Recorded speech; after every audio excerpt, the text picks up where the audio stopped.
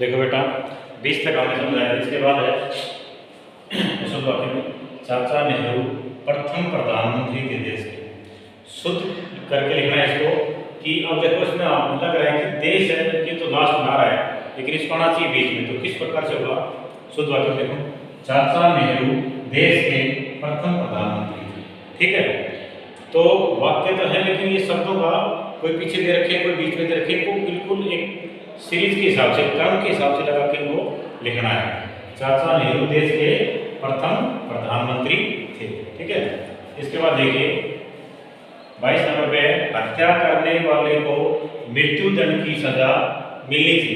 अब वैसे तो हमें ठीक लग रहा है कि राइट है, लेकिन राइट नहीं है, थोड़ा इसका अलग प्रकार से होगा। देखो हत्या करने वाले को मृत्यु दंड मिलना चाहिए। ठीक है, मृत्यु दंड मिलना चाहिए तो उसमें फिर सजा है वो घटी जाएगी। ठीक है, हत्या करने वाले को मृत्यु दंड मिलना चाहिए, तो सजा का कोई रोल नहीं इसमें शुद्ध वाक्य। अगला देखिए नेताजी आ गए हैं, उनके लिए एक फूल की माला चाहिए। एक फूल से माला क्यों नहीं बढ़ती है, अनेक फूलों से बढ़ती है, तो इसका बहुवचन होगा। तो बहुवचन क्या बनेगा? देखो नेताजी आ गए हैं, उनके लिए फूलों की एक माला चाहिए, ये आपका राइट है। ठीक है, तो हमें इनमें देखना है गलती में या तो शब्दों की मिलेगी, कोई वाक्य के बाद में दे रखा है या बीच में दे रखा है या फिर एक वचन का रखा है, उनका हमें बहुवचन बनाना है। इसी प्रकार से वाक्य में गलती मिलेगी। इसके बाद देखिए 24 नंबर पे सारे देश भर में तहलका मच गया। सारे देश भर में तहलका मच गया, तो सारे को हम हटा के अगर ऐसे कर देंगे कि देश भर में तहलका मच गया तो भी राइट हो जाएगा। सारे को हटा देंगे और देश भर में तहलका मच गया। ठीक है, तो ये शुद्ध वाक्य क्या बनेगा? देश भर में तहलका मच गया। सारे को हमने हटा दिया। अगला देखो तेरे को अध्यापिका जी बुला रहे। तेरे को अध्यापिका जी बुला रहे, अगर हम इसे इस प्रकार से करेंगे तुझे या तुम्हें अध्यापिका जी बुला रही, तो हम राइट होगा। तेरे ये थोड़ा सा हमें अलग लग रहा है, अशुद्ध लग रहा है, तो इसका क्या होगा? तुझे या तुम्हें, दोनों राइट है। अध्यापिका जी बुला रही। ठीक है, इसके बाद 26 नंबर पे मैंने मेरा काम कर लिया।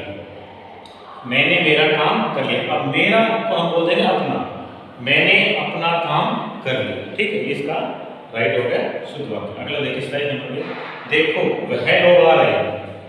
अब वह है तो वह क्या राइट है? इसका क्या हो जाएगा? वे। देखो वे लोग आ रहे हैं। ठीक है, तो बेटा ये हमने किससे 27 तक मैंने वाक्य करवाए हैं। ठीक है, ये भी आपको वाक्य करवाए 7। ठीक है, इसके बाद 3 वाक्य आपके और बचे हैं, वो भी अभी आपको समझा रहा हूँ अगली वीडियो में। ठीक है, तब तक आप इनको वीडियो देख करके अपने फेयर नोटबुक बार बार कह रहा हूँ, फेयर नोटबुक में इनको अच्छी प्रकार से लिख लेना, बिल्कुल साफ सुथरा। जैसे आपको बता रखी कि एक पेज पे अशुद्ध वाक्य, दूसरे पेज पे साइड वाले पे शुद्ध वाक्य, इस प्रकार से आपको लिखने हैं। 3 और हैं, वो अभी मैं आपको करवा रहा हूँ। ठीक है, कुछ नहीं बेटा इन वाक्यों में, आप वाक्यों को इनको बोल के देखोगे ना तब भी आपको पता चल जाएगा कि अशुद्ध वाक्य क्या बन रहा है और इसका शुद्ध क्या बनेगा। ठीक है, मैंने बताया या तो एक वचन बहुवचन की गलती मिलेगी आपको। ठीक है, या फिर जो शब्द लिख रखे हैं वो कर्म के हिसाब से आपको राइट लिखने हैं, उनकी गलती मिलेगी। ठीक है बेटा, थैंक यू। अगला 3 वाक्य हो रहे हैं, उनको देखिए। देखो बेटा इसमें मैंने 27 नंबर तक आपको करवाए थे वाक्य। इसके बाद 28वां है मेले में बहुत लोगों की भीड़ होती है। बहुत लोगों की भीड़ होती है। ठीक है, ये हमें रॉन्ग लग रहा है, इसका राइट क्या करेंगे? मेले में बहुत भीड़ होती है। अब भीड़ तो लोगों की होती है। ठीक है, तो हम सीधा इसको लिख देंगे मेले में बहुत भीड़ होती है। ठीक है, इसके बाद देखिए रमेश दिल्ली से लौटकर वापस आ गया। तो ये भी हमें थोड़ा रॉन्ग लग रहा है, दिल्ली से लौटकर, या तो इसको हम ऐसे बोलेंगे रमेश दिल्ली से लौट आया या रमेश दिल्ली से वापस आ गया, इस प्रकार से बोलेंगे। ये शुद्ध वाक्य है। जैसे देखो रमेश दिल्ली से लौट आया, इसमें अब 2 लिख रखे हैं, लौट आया या फिर वापस, कोई भी आप एक इसमें कर सकते हो, इनमें कोई भी कर सकते हो, आपको राइट माना जाएगा। जैसे रमेश दिल्ली से लौट आया, ये राइट है। रमेश दिल्ली से वापस आ गया, ये भी राइट है। कोई भी आप इसमें एक लिख सकते हैं।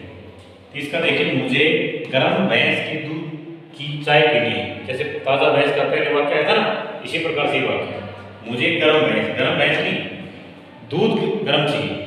मुझे भैंस के दूध की गर्म चाय पीनी है, भैंस के दूध की गर्म चाय हमें पीनी है, वो हमें चाहिए। ठीक है, तो 30 वाक्य हमने करवा दिया बेटा। फिर नोटबुक में आपको इनको लिखना है, अच्छी प्रकार से साफ सुंदर करना है। ठीक है, जैसे मैंने आपको पहले वीडियो में बताया था। ठीक है, जब आप स्कूल आओगे तब आपकी नोटबुक सेट होगी।